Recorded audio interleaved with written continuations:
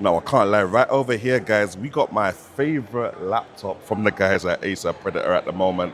And if these men are not careful, this one might actually end up in Southeast London. Now, this is the Predator Triton 14 AI. We're talking up to RTX 5070 in here, 32 gigabytes of RAM, 2 terabytes of storage. We've got the 14.5 OLED. You got the Intel Core Ultra 9 processors in here, making sure everything runs nice and smoothly alongside the NVIDIA discrete graphics.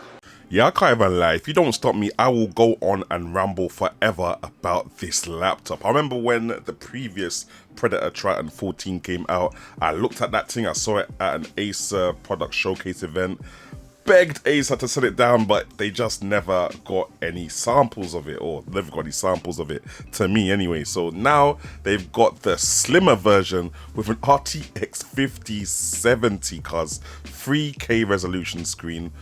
Oh god, this thing has got me excited, I can't lie. Now, in terms of ports and I/O on the left-hand side, we've got a Thunderbolt 4 USB-C, we've got a USB-A 3.2 Gen 2, and we've got a 3.5mm combination headphone and microphone jack, as well as some indication lights there as well. Now, on the other side, we've got a micro SD card reader, a USB-C, which is also Thunderbolt, another USB-A 3.2 Gen 2, and we've got HDMI 2.1.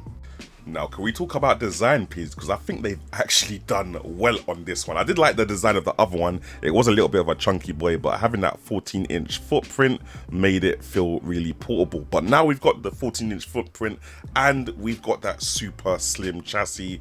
We're only wondering how they're going to cool it and keep the performance going. Because from what I understand, it's a 140-watt power supply. So obviously, we're not getting the maximum that 5070 is capable of, but we should get enough to game some AAA games at some decent frame rates and some decent resolution, as well as the content creators that may want to use that extra graphical power just to speed up the video editing processing when they're creating content.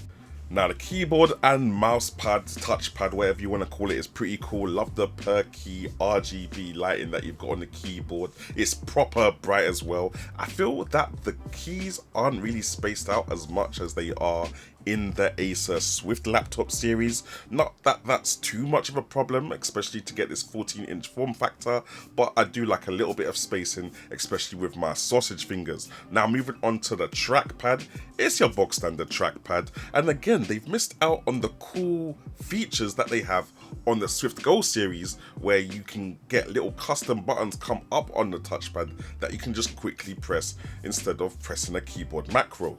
I forgot to mention this cool little RGB Predator logo at the bottom right of the keyboard, just gives a little extra flair.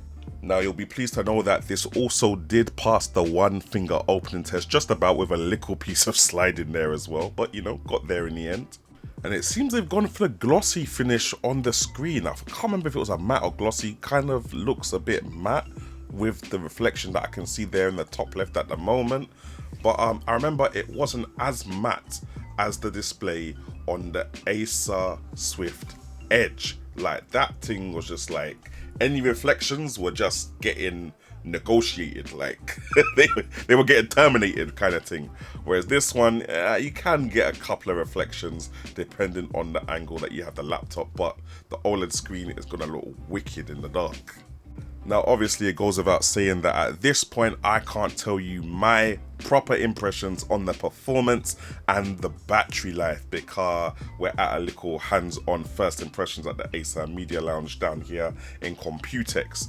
But with that being said, I have seen on the little manual that they're saying you're getting a 140-watt power thing with this laptop, which means the TDP is not the max that the RTX 5070 can go to, and I wouldn't expect it to be the max in such a thin chassis. So it's a real gamble to see what kind of performance we're gonna get and what kind of performance trade-offs we're gonna get, bearing in mind how thin they've made this laptop and how portable it is.